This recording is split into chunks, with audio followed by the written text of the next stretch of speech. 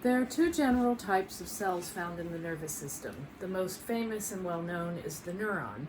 The other group is called neuroglia, which literally means the glue that holds the neurons together.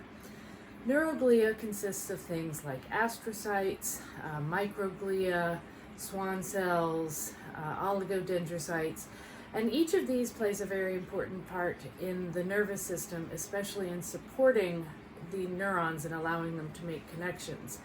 However, it's the neuron that one has to understand in order to understand how the nervous system operates. So let's take a quick look at the anatomy of a neuron. There are three basic parts to any neuron. The soma, which means body, stands for the cell body. And then there are small projections that are often found coming off of the soma. These are called dendrites. Dendrites means little fingers. And the dendrites in the soma are the part of the neuron that receives signals from other cells.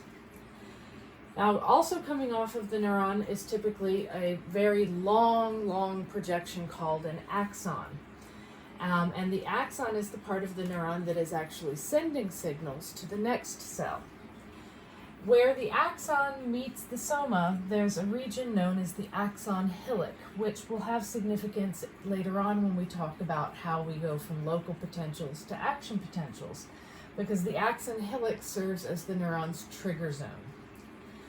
Now, not every axon has these green structures, but many do, and we'll talk about why, but these are called the myelin sheath. They are only found on axons, and they help to make the signal go faster as it travels along the length of the axon. Finally, at the end of every axon, there may be branches, there may not be, but there will be places where it ends, and the end is slightly swollen.